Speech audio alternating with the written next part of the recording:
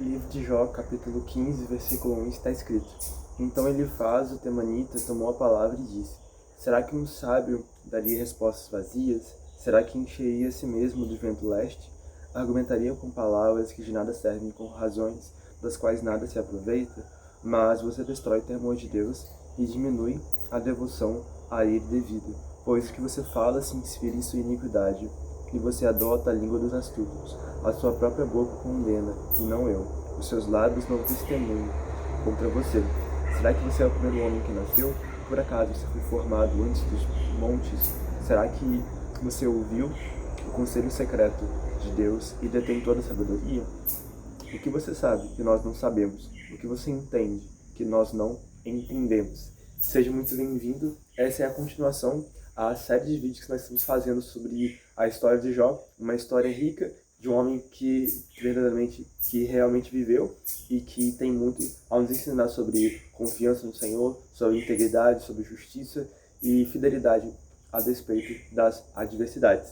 E no vídeo de hoje nós vemos um pouco sobre aquilo que Elifaz, o amigo de Jó, fala a respeito do sofrimento de Jó. Nós aprendemos um pouco com Elifaz a respeito da fala, daquilo que nós falamos. E é isso que ele inicia falando no seu discurso sobre as palavras de Jó. Versículo 5, nós lemos: Aquilo que Jó falava se inspirava em iniquidade e ele adotava a língua dos astutos. É claro que isso não correspondia à verdade. Mais uma vez, nós sempre estamos retomando isso.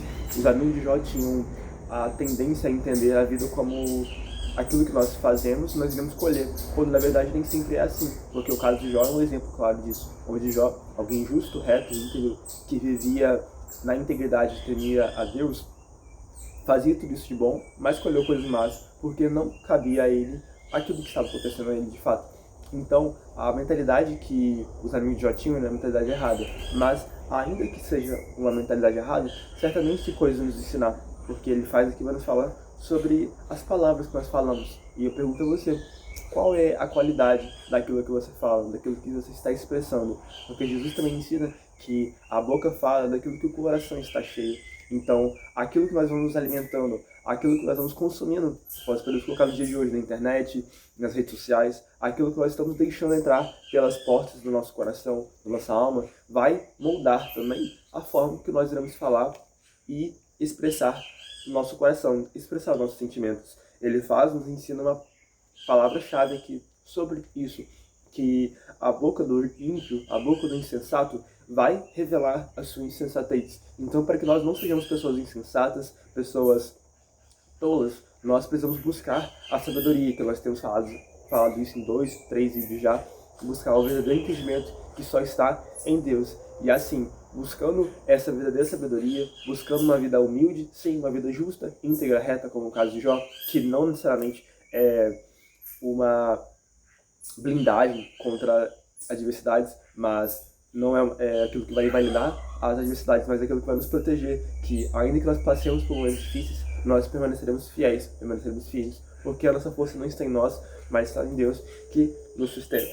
E ele continua falando que a própria boca condena e os lábios dão testemunho daquela pessoa que está em injustiça. Então que nós saibamos falar com sabedoria e justiça, porque é impossível você ser sábio sem você ser justo e vice-versa. A sabedoria está na justiça, nós falamos isso no livro de Provérbios. Alguém que vive em sabedoria também pratica a justiça. Então que nós saibamos de fato proferir palavras de bem e não de mal, palavras que venham a edificar, a consolar os outros e não venham a destruir, não venham a servir como pedra de tropeço, a escandalizar as pessoas que também foram criadas à imagem e semelhança de Deus. No versículo 8 também, além da fala, ele nos ensina sobre a escuta, sobre ouvir. Ele vai dizer aqui no versículo 8: Será que você ouviu o conselho secreto de Deus e detém toda a sabedoria? É claro que aqui também é uma ironia. Ele estava tentando inquirir a Jó algo que era impossível a um ser humano comum fazer, que era estar presente no conselho de Deus, que é composto por Deus e também pelos anjos, pelos seres celestiais. E aqui vai falar sobre a escuta. Então, ao nós ouvirmos algo, nós tendemos a reter a isso. Quando nós ouvimos o conselho secreto de Deus, quando nós ouvimos aquilo que Deus tem a nos dizer, nós temos um fruto, um resultado. Ele nos ensina que é deter a sabedoria, que é reter o entendimento. Então, nós temos hoje em dia a possibilidade de fazer isso, de não entrar no conselho celestial e ouvir o que está sendo dito lá, mas de aprendermos aquilo que está revelado para a gente mediante as Escrituras. As Escrituras, isso que nós estamos lendo aqui, nos tornam sábios, porque é o próprio Deus vivo, a sabedoria em pessoa que se revela a nós para que nós tenhamos uma vida sábia, uma vida em sabedoria.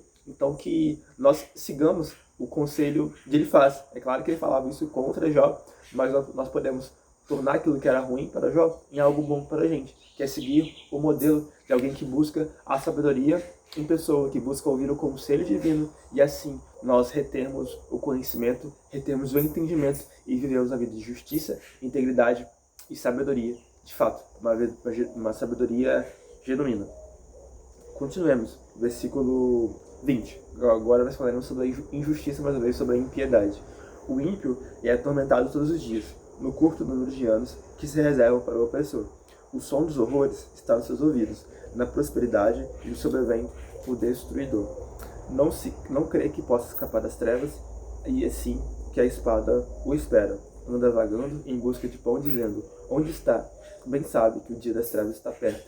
A angústia e a tribulação o assombram, prevalecem contra ele, como um rei preparado para a batalha, porque ele levantou a mão contra Deus e desafiou o Todo-Poderoso. Arremete contra ele obstinadamente, protegido por um grosso escudo. Vamos concluir no versículo 31. Que ele não confie na vaidade, enganando a si mesmo, porque a vaidade será a sua recompensa.